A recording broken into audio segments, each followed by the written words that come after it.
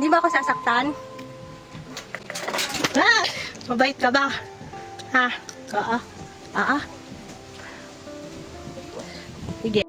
Guys, naghahanap ka ba ng tahimik na lugar kung saan maririnig mo lang ang tunog ng ilog at huni ng mga ibon?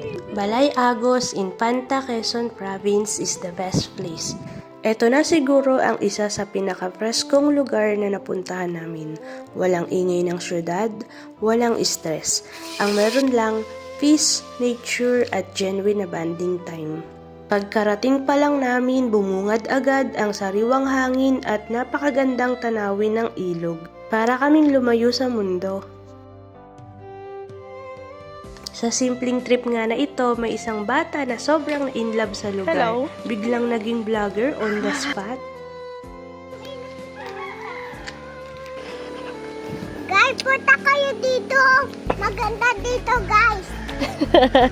Maganda dito. Pakita mo sa kanila yung lugar.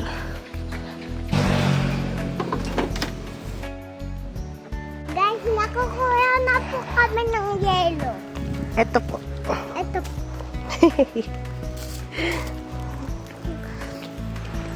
Ganda. Ganda ng paligid mo. Saan ba ito? Hindi ko nga rin alam. Quezon ba to? Sa Quezon? Ha? Go! Takot. Manok.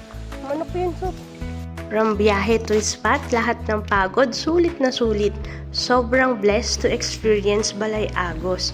Ang tahimik, presko, at para kang nasa ibang mundo. Ang ganda talaga ng creation ni Lord, no? Nakaka-amaze yung simplicity, yung peace, at yung nature. Hit different ba?